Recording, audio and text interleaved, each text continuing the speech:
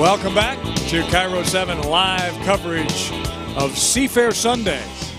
And we're in the middle of the KeyBank Airshow and the Blue Angels performance coming your way. They are circling now the lake. They've gone, as we ask Amy Tomlinson, our events coordinator from the Blue Angels, as she's joining us here on the tower in the pits. They are now, circling over to the north and to the east, and they'll be coming back over center point in just a few minutes to begin the performance. What do you really want us to know before we start about the Blue Angels? Well, about the performance, there's a lot I could answer that in a million ways, but about what you're about to see, there are the 6 F-18s that are coming to perform for us. Biggest way we talk about them is the 4 Diamond pilots, is what you're going to see at first. The 4 of them fly in the Diamond formation. You've got the flight leader, the right wingman, the left wingman, and the slot pilot. They're going to perform and show you that close proximity, flying 18 inches apart and doing rolls and maneuvers at the same time. Then we have the 2 solo pilots, aircraft 5 and 6, and those are our solo pilots. They're going to split up. They're going to perform opposing maneuvers, pull high Gs, and show you that maximum performance demonstration that the F-18 can do. Towards the end, they'll all get together in what we call the Delta, which is all 6 of them, and they'll do the Delta portion of the demonstration. And before they arrive right over center point, and we see the Lake Washington, the I-90 floating bridge here at Lake Washington, I mean, it is just jammed with people to watch the performance, and here they come now. There they are, right over show center. So you see the Diamond, and right below them are the 2 solo pilots. And while they're flying through on their first maneuver, why don't you introduce us to the pilots, this year's Blue Angel team? Okay, the flight leader is Commander Greg McGorder. He is our commanding officer. We call him Boss. He's flying Blue Angel number 1. Blue Angel number 2 is the right wingman. His name's Lieutenant Commander Paul Brantuis, and he is a former F-14 pilot from San Diego, California, which is where I'm from as well.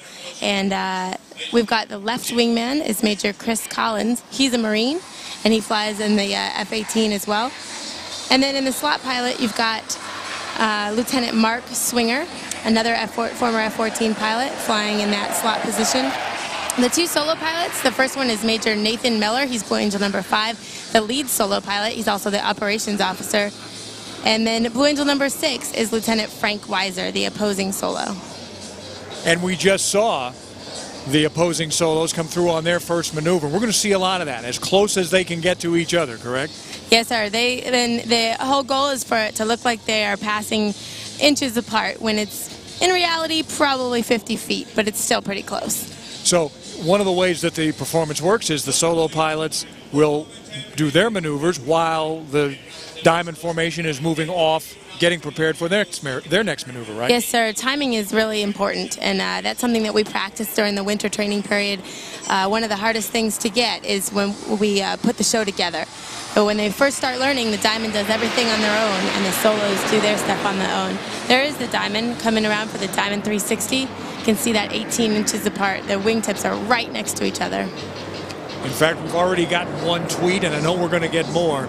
You just heard how close together they are. Try 18 inches. That almost seems impossible at the speeds and the thrust that these jets have. It is. It seems very close, and it feels very close. It's even closer when you actually are flying with them. I've had the opportunity to fly in the right wing as well as in the slot, and it looks and feels just as close as you'd think. Now we've got solo pilots again approaching center point. What are we going to see here in this maneuver? This is the knife edge pass.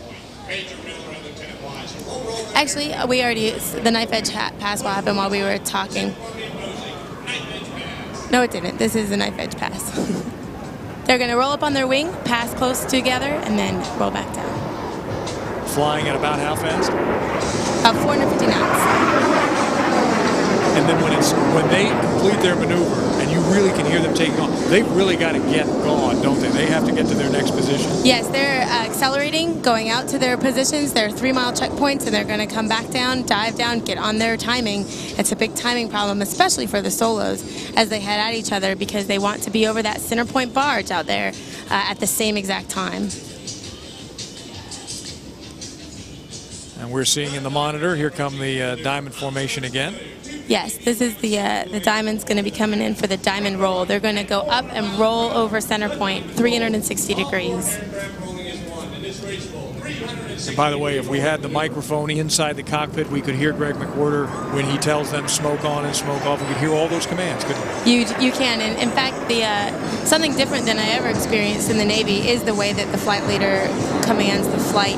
It's almost a seance type of sound where he's constantly talking, and the movements of his stick is based on his voice versus the pilots just reacting. That's how they can get so close together, because they all are flying based on his voice inflection. In fact, we are going to hear, I am told, from Greg McWhorter, the boss, just a little bit later, maybe a couple of maneuvers from now. I had a chance to talk to him, as a matter of fact, the other day after one of the practices. An impressive man. He is very impressive.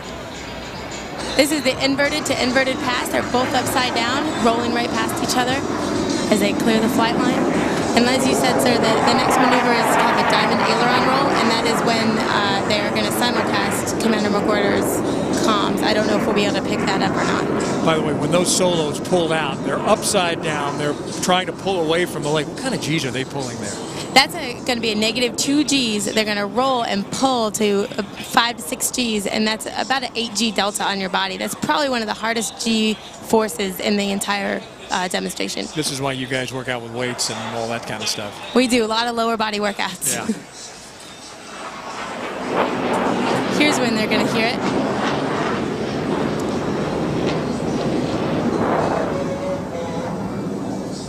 That was him.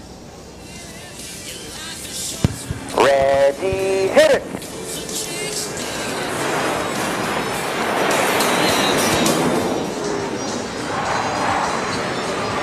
And that was it for the simulcast. That was the diamond aileron roll. No one else speaks but the boss, right? Oh no, sir.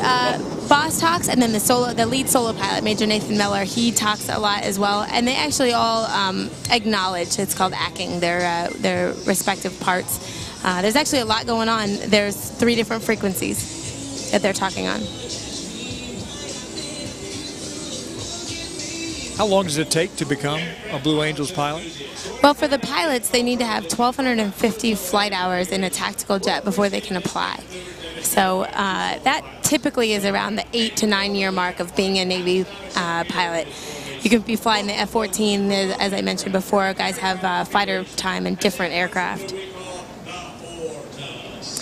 As you can see here, number 5 is going to roll upside down, probably in just a second. And they're going to pass. They have their landing gear down and their tail hook down to show you the fully configured F-18. That's called flying dirty? That's a dirty configuration, yes, sir. See, I learned something after all these years of doing this. See the tail hook? There it is. Does that make the jet more difficult to control when you're flying with all that? It is, especially that close, and they're very slow. You need to be below 250 knots in order to have the landing gear down. And then mere moments later, here comes the diamond formation back into view again. And the diamond now has also extended their landing gear and tail hook. Boss's tail hook's not down, but the other 3 have their hooks down. And they're going to do the diamond dirty loop, which is very impressive. They're less than 250 knots. They're going to go straight up and perform a loop all the way around in formation.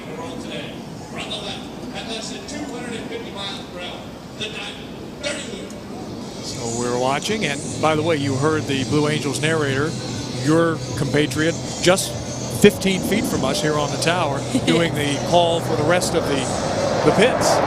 Yep, he narrates every show, and I usually during the show, if I'm not doing something like this, I am helping him out and be in his eyes, letting him know where the jets are coming from.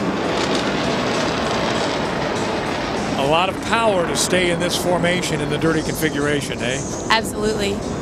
And they're very slow up over the top there, just above 100 knots. As they come back down, they'll pick up more airspeed.